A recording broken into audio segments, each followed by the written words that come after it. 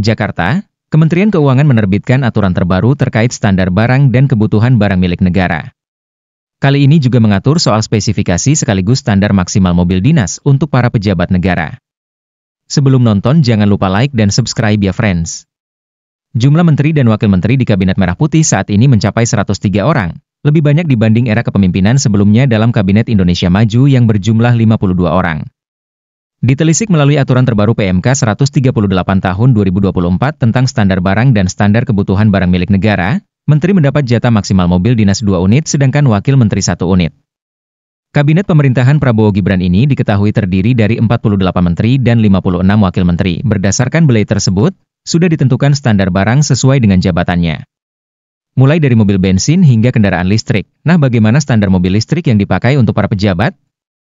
Pertama, untuk menteri, mobil dinasnya bisa berupa kualifikasi A yang mengatur soal spek performanya. Mobil listrik maksimal punya spesifikasi 250 kW. Kemudian untuk wakil menteri yang diberi jatah 1 unit mobil bisa menggunakan EV kualifikasi B, yakni mobil listrik jenis sedan 215 kW dan SUV 200 kW. Selanjutnya pejabat eselon 1A dan yang setingkat dapat menggunakan spesifikasi yang sama dengan wakil menteri. Sebab spek pengadaannya masuk kualifikasi B. Keempat, untuk pejabat eselon IB dan yang setingkat masuk dalam kualifikasi C. Bisa menggunakan sedan listrik 135 kW dan SUV listrik 160 kW.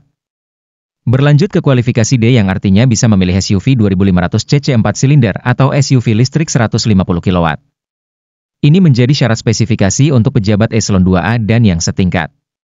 Pejabat eselon 2B dan yang setingkat terdaftar dalam kualifikasi E. Opsinya hanya boleh memilih mobil jenis SUV listrik dengan kemampuan 125 kW.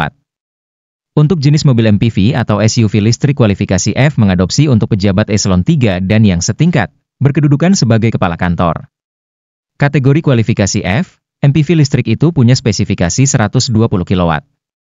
Kemudian eselon 4 dan yang setingkat, punya opsi MPV dan sepeda motor kualifikasi G. Kualifikasi G jenis MPV listrik 75 kW, sementara sepeda motor listrik 5 kW. Lantas mobil listrik apa saja dan berapa harganya yang dipasarkan Indonesia saat ini? Kalau model SUV sebenarnya makin beragam pilihannya. Misalnya tipe premium Lexus RZ 450e diklaim memiliki tenaga total 308 HP, 229, dengan pembagian 201 HP ke roda depan dan 107 HP ke roda belakang. RZ 450e diklaim bisa menggelontorkan torsi maksimal 434,5 Newton yang terbagi 266 Newton ke roda depan dan 168,5 Newton ke roda belakangnya. Ada juga Lexus UX 300e menggunakan motor listrik berkapasitas 54,3 kWh yang dapat menghasilkan tenaga 201 dk, 149,8 kW, dan torsi puncak 300 Newton. Baterai listrik yang diletakkan di lantai, diklaim Lexus bisa memberikan center of gravity yang baik, sehingga mobil akan makin stabil. Mau lebih murah? Sebenarnya ada juga merek Korea Selatan yang menawarkan harga lebih kompetitif untuk SUV listrik. Hyundai Ioniq 5. Mobil listrik yang sudah dirakit lokal. Ada opsi Ioniq 5 untuk baterai 58 kWh standard range dengan performa 170 PS, 125 kW, dan torsi 350 Newton. Selanjutnya untuk versi baterai 72,6 kWh long range punya performa 217 PS, 159,6 kW, dan torsi 350 Newton. Mobil listrik itu dijual mulai dari 713 juta rupiah sampai 825 juta rupiah. Ada juga versi lebih murah lagi alias 500 jutaan rupiah, yakni Kona Electric. Mobil listrik ini tersedia dalam 5 varian berbeda, yakni Style, Prime Standard, Prime Long, Signature Standard, dan Signature Long. Harganya berkisar dari 499 juta rupiah, 590 juta rupiah.